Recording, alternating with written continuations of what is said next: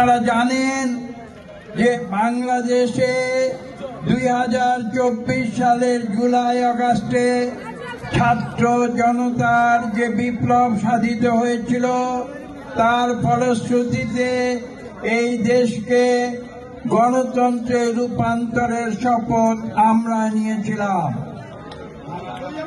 পূর্ববর্তী 15 বছর আপনারা বিভিন্ন বক্তার মুখে শুনেছেন কিভাবে স্বৈরাচারী আওয়ামী লীগ সরকার এদেশের গণতন্ত্রকামী মানুষের উপরে জুলুম করেছে, অত্যাচার করেছে, হত্যা করেছে, গুম করেছে, নির্যাতন করেছে।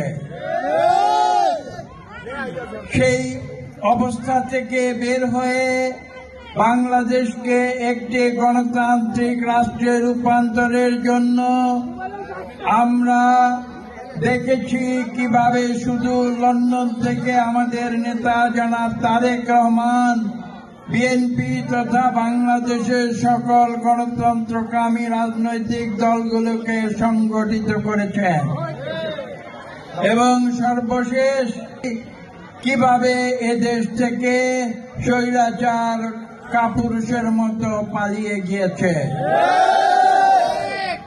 তৎপরবর্তীতে এদেশে একটি অন্তর্বর্তীকালীন সরকার গঠিত হয়েছে যারা বিভিন্ন সংস্কার প্রক্রিয়ার মধ্য দিয়ে আজকে সর্বশেষ পর্যায়ে আমরা উপনীত হয়েছি এবং সেই পর্যায়ে আমরা অপেক্ষা করছি একটি সুষ্ঠু নিরপেক্ষ নির্বাচনের জন্য।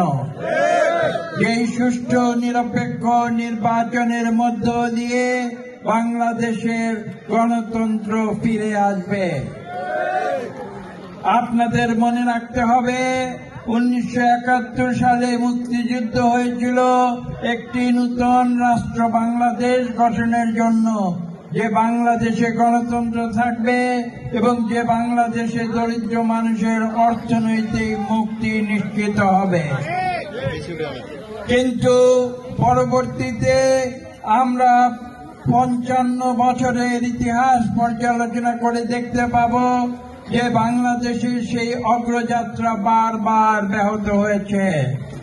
1975-এর 7 নভেম্বরে সিপাহী জনতার বিপ্লবের পরে শহীদ প্রেসিডেন্ট জিয়াউর রহমান পুনরায় বাংলাদেশে বহুদলীয় গণতন্ত্র ফিরিয়ে এনেছিলেন এবং 90-এর ছাত্র জনতার আন্দোলনের ফলশ্রুতিতে বেগম খালেদা জিয়া বাংলাদেশ থেকে স্বৈর সেনা শাসককে হটিয়ে দিয়ে এদেশে পার্লামেন্টারি গণতন্ত্র ফিরিয়ে এনেছিলেন এবং সর্বশেষ আমি ইতিমধ্যেই বলেছি জনাব তারেক রহমান সাহেব তিনি বিগত 2024-এ জুলাই আগস্টের আন্দোলনের পূর্ব পরিস্থিতি সৃষ্টি করেছিলেন, যার ফলশ্রুতিতে আমরা এদেশে বিপ্লব সংগঠিত করেছি।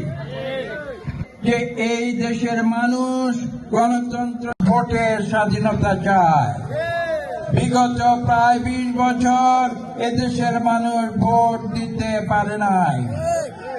কাজেই আগামী 12 ফেব্রুয়ারি ইনশাআল্লাহ আমরা ভোট কেন্দ্রে গিয়ে আমাদের নিজেদের খুশি মতো আমরা যাকে খুশি তাকে ভোট দেব এবং আমরা ধানের শীষে আমরা ভোট দিয়ে বাংলাদেশে গণতন্ত্রকে ফিরিয়ে আনব ইনশাআল্লাহ।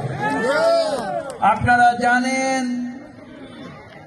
বিএনপি এমন একটি রাজনৈতিক দল যে দলটি সৃষ্টি করেছিল আমাদের স্বাধীনতার ঘোষক আমাদের শহীদ প্রেসিডেন্ট জিয়াউর রহমান এবং এই বিএনপি নতুন একটি ধ্যান ধারণার সৃষ্টি করেছে